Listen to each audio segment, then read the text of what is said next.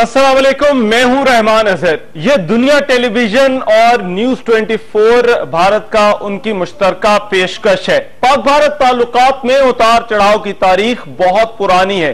ताहम इस वक्त मलाला यूसुफजई और कैलाश सत्यार्थी को मुश्तरका तौर पर नोबेल प्राइज का मिलना ताल्लुकात बेहतर बनाने का बेहतरीन मौका साबित हो सकता है, मगर अमन की ख्वाहिश मसला कश्मीर के हल के बगैर मुमकिन नहीं हो सकती। इस वक्त मसला कश्मीर दोनों मुल्कों के दरमियान एक बार फिर फ्लैश पॉइंट बन चुका है, जिसे नजरअंदाज करना पाक भारत हुकूमतों के लिए मुमकिन नहीं। क्या मसला कश्मीर का कोई पुरअमन हल निकालना दोनों के लिए मुमकिन है? इसी पर आज पाकिस्तान और भारत की बात होगी और मेरे साथ जो लाहौर में लोग मौजूद हैं उनका मैं तारुफ करा दूं। फरीद पराचा पाकिस्तान जमात इस्लामी के रहनुमा है। Air marshal retired Shahid Latif हमारे साथ इस्लामाबाद से मौजूद हैं और नई दिल्ली में मानक गुप्ता जो कि न्यूज 24 के हैं, उनके साथ कौन कौन मौजूद है ये जानने के लिए चलते हैं। ओवर टू यू मानक। शुक्रिया, थैंक यू रहमान। एक बार फिर से आप बहुत अच्छे लग रहे हैं रहमान। सबसे पहले आपको कॉम्प्लीमेंट दे दूं, बहुत बढ़िया, और आपको देख के बहुत अच्छा लग रहा है। एक बार फिर से वेलकम टू इंडिया। सैटेलाइट के जरिए से टीवी पर लोग आपको देख रहे हैं, वेलकम। और आपके दोनों मेहमानों का भी स्वागत कर रहा हूं। न्यूज 24 और पाकिस्तान के दुनिया टीवी की साझा पेशकश में आपका स्वागत है। आपके साथ में हूं मानक गुप्ता। रहमान लाहौर के दुनिया टीवी स्टूडियो से हमारे साथ जुड़े हैं, दो मेहमान उनके साथ हैं और यहां मेरे साथ स्टूडियो में तीन खास मेहमान जुड़े हुए हैं। सबसे पहले जीवीएल नरसिम्हा है, बीजेपी के तेज तर्रार प्रवक्ता हैं। लेफ्टिनेंट जनरल राज कादियान है, जाने माने डिफेंस एक्सपर्ट। और कुर्बान अली साहब हैं, सीनियर जर्नलिस्ट, पॉलिटिकल कमेंटेटर, जिन्होंने पाकिस्तान, अफगानिस्तान, इराक पर काफी काम किया है। स्वागत है आप तीनों का। यह साझा पेशकश, एक कार्यक्रम, यह प्रोग्राम हम इसलिए कर रहे हैं क्योंकि पाकिस्तान की तरफ से जो आतंकवादी कश्मीर में घुसे थे, उन्होंने जम्मू कश्मीर के उड़ी में एक बड़ा आतंकवादी हमला किया था, 4 अटैक किए थे। उसके बावजूद जम्मू कश्मीर के असेंबली इलेक्शंस में अगले ही दिन जबरदस्त पोलिंग हुई है। 3 फेज की वोटिंग हो चुकी है, 70% से ऊपर दोनों पहले फेज में हुई। उसके बाद उड़ी अटैक के बाद भी जबरदस्त वोटिंग। इसके अलावा और भी बहुत सारे इश्यूज हैं, हाफिज सईद है और भी बहुत सारे इश्यूज हैं। लेकिन शुरुआत हम करेंगे, जैसा रहमान कह रहे थे, मलाला यूसुफजई और कैलाश सत्यार्थी को जो नोबेल पुरस्कार मिल रहा है, नोबेल अवार्ड मिला जुला, उससे पहला सवाल रहमान मेरा फरीद पराचा साहब से है। फरीद पराचा साहब, क्या वाकई आप आज अपना सीना चौड़ा कर रहे हैं ये देखते हुए कि मलाला को नोबेल प्राइज मिल रहा है, या फिर आपको नहीं लगता है कि जिन लोगों ने मलाला को गोली मारी थी या जो लोग गोली मारने वालों को सपोर्ट कर रहे थे, उनके मुंह पर यह करारा तमाचा है? फरीद पराचा साहब जी। बिस्मिल्लाहिर्रहमानिर्रहीम। पहली बात तो मैं ये अर्ज करना चाहता हूं कि पाकिस्तान और भारत के दरमियान ताल्लुकात की बेहतरी के लिए क्या नोबेल इनाम और क्या अमेरिका और दीगर ममालिक की जरूरत है? क्या पाकिस्तान और भारत के दरमियान खुद ताल्लुकात बेहतर नहीं हो सकते? और क्यों भारत का एक रवैया इंतहाई जारहाना हमेशा रहता है और वो मुज़ाकरात को भी अवॉइड करता है, उसको भी मुलतवी और मुअत्तल कर देता है?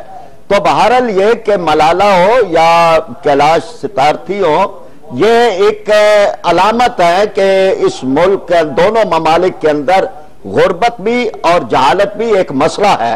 और ये मसाइल जो है गुर्बत के और जहालत के, ये हल होने चाहिए और इनके हल के रास्ते के अंदर अगर मसला कश्मीर रुकावट है तो उसको दूर होना चाहिए, ताकि दोनों ममालिक के अंदर के जहां पर भारत में निस्बत। मैं फिर से सवाल पूछ रहा हूं फरीद पराचा साहब, मैं फिर से सवाल पूछ रहा हूं, आपने जवाब नहीं दिया। आप बोल जवाब दे रहे हैं फरीद पराचा साहब। मेरा सवाल यह, मलाला यूसुफजई को नोबेल प्राइज, क्या उन सारी फोर्सेस के मुंह पे तमाचा नहीं है? मानक, सारी फोर्सेस के मुंह पे तमाचा नहीं है? मलाला को गोली मारी है, उसको सपोर्ट करते हैं, तालिबान को सपोर्ट करते हैं। हम यहाँ पर, मैंने जिस तरह के अपने इंट्रोडक्शन में भी कहा कि हम यहाँ पर अमन की बात करने आए थे, मगर आगे से आपने जो हवाले दिए हैं लगता है कि वहां से सिर्फ और सिर्फ जंग की बातें होंगी।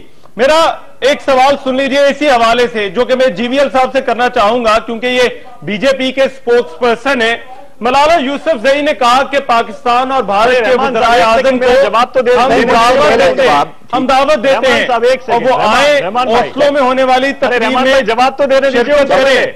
मेरी एक बात का जवाब नहीं मिला रहमान। मैं देने दे जवाब, उन्होंने जवाब दे दिया था, मैं दे देता हूं जवाब। मेरा जवाब बिल्कुल वाज़ेह है कि दहशतगर्दी कोई भी करे, वो मलाला के साथ हो, वो कश्मीर में हो, वो मजलूम लोगों के साथ हो, वो भारत के अंदर मुसलमान और ईसाई और सिख अकलियतों के साथ हो। दहशतगर्दी हर सूरत काबिल मजम्मत है और मैं भी उनकी मजम्मत करता हूं कि जिन्होंने मलाला पर या किसी और पर इस अंदाज पे हमले किए हैं, इसका कोई ताल्लुक मेरा ख्याल है कि अब आपकी तसल्ली हो जानी चाहिए। अब एक सवाल का जवाब अगर जरा जीवीएल साहब ही दे दें कि मलाला यूसुफजई ने कहा कि पाकिस्तान और भारत के वज़ीर आज़म को ओस्लो में होने वाली तकरीब में आना चाहिए, मगर भारत की जानिब से कोई जवाब नहीं दिया गया। क्या यह मौका नहीं था कि दोनों ममालिक इस बड़े अहम मौके से फायदा उठाते, दोनों वज़ीर आज़म वहां जाते और मिलकर इस तकरीब में शिरकत करते? रहमान भाई, पहले दिन से जब प्रधानमंत्री श्री नरेंद्र मोदी जी ने अपने शपथ समारोह में उनको आश्वासन दिया था, पाकिस्तान के प्रधानमंत्री को आश्वासन दिया था, उनके यहां आने के बाद अच्छी बातचीत हुई उन दोनों के बीच। और भारत का बहुत सालों से भारत का यह प्रयास रहा, जो विकास को लेकर जो मुद्दा है, जो दोनों देशों को जो गरीबी, विकास, इन मामले में हमें काफी, और ट्रेड, कॉमर्स, जो दोनों देशों की मुल्कों को और जनता को जो विकास के रास्ते पर ले जाते हैं, उन विषयों पर हमें बातचीत बहुत बिना किसी झिझक करनी चाहिए। और लेकिन अब जब प्रधानमंत्री साहब आपने कहा बातचीत होनी चाहिए, आपने क्या किया?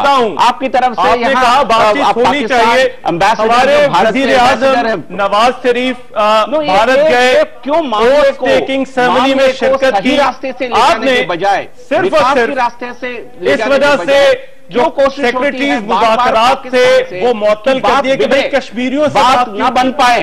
तो एक नकारात्मक सोच जो पाकिस्तान की तरफ से होती है, उसकी कारण क्या है? मैं यहां पर देखें, आपने कहा बातचीत होनी चाहिए, बड़ी अच्छी सोच है, जैसे आपने कहा बड़े कहा कि अच्छे विचार ऐसे हैं, मगर actions speak louder than words. मुझे सिर्फ ये बताइए कि बातचीत के कितने मौके थे जो कि भारत ने गवा दिए या खुद इंटेंशनली जाया किए? राजा सेक्रेटरीज की बात नहीं हो सकी, सार्क सरबरा कॉन्फ्रेंस थी, वहां पर यह मौका गवा दिया गया।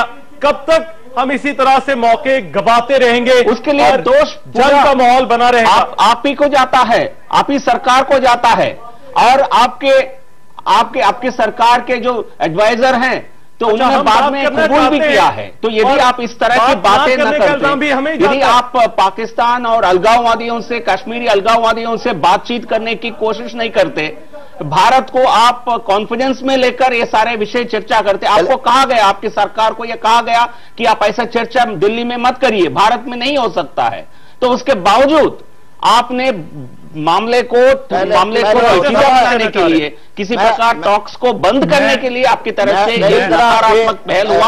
आप इसको मंजूर कीजिए और विकास के ऊपर, विकास के बाद हम ठीक है रहमान, आपको जवाब मिल गया होगा, आपको रहमान जवाब मिल गया होगा, रहमान आपको जवाब मिल गया होगा। शाहिद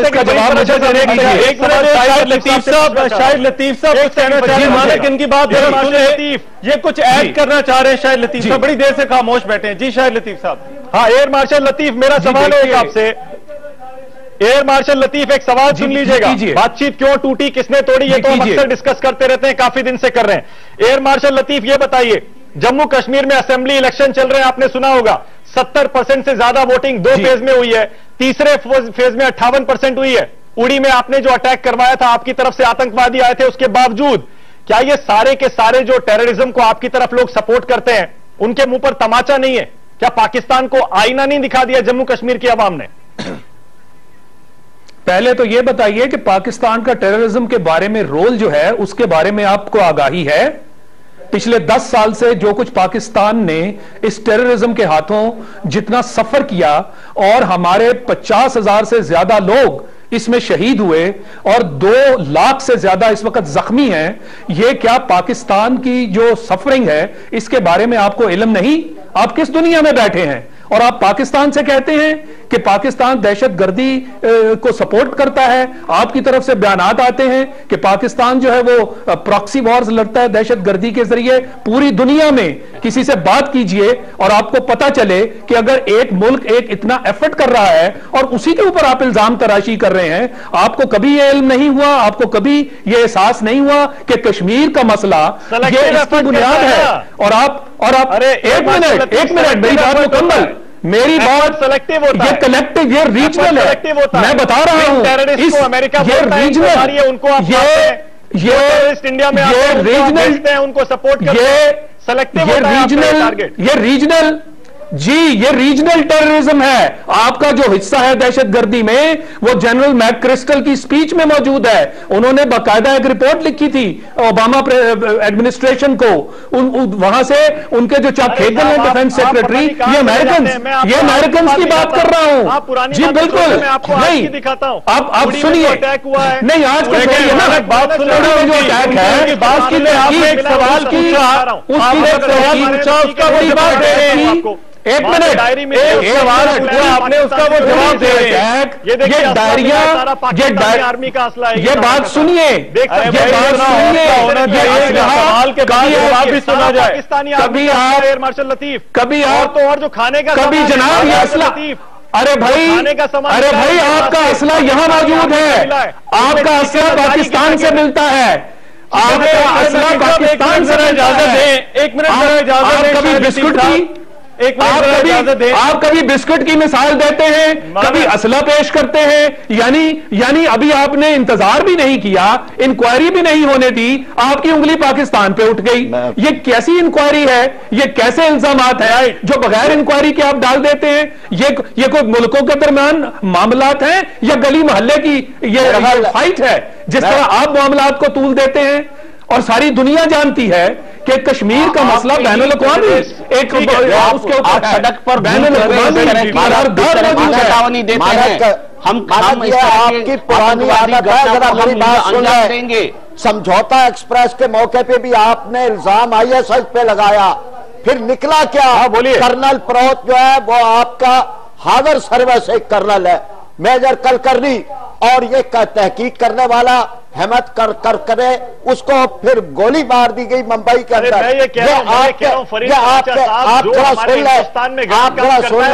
और मोदी साहब जाने मुकम्मल हड़ताल है कश्मीर में, यौम शाह मनाया गया कश्मीर में। अगर कश्मीर आपके साथ है तो वहां पर 7 मुझे लगता है ये सवाल पूछ के आप ही फंस गए। 7 लाख फौज आप बताइएगा इंसानी हकूक की तंजीमें क्यों नहीं जा सकती, वहां पर इंटरनेशनल मीडिया क्यों नहीं जा सकता? अगर कश्मीर आपके साथ है वहां तो आप तिल मिला गए, क्योंकि जम्मू कश्मीर की आवाम ने आपको रिजेक्ट कर दिया पूरी तरह से। कि आपको माने जम्मू कश्मीर की आवाम आपको रिजेक्ट कर रही है। असेंबली इलेक्शन में 70% वोट पड़ रहे हैं। ब्रेक लेते हैं और ब्रेक के बाद हम वापस आते हैं। कुछ और भी सवाल हैं, कुछ मेरे भी सवाल हैं आपके पैनल के लिए। वापस आते हैं इस ब्रेक के बाद।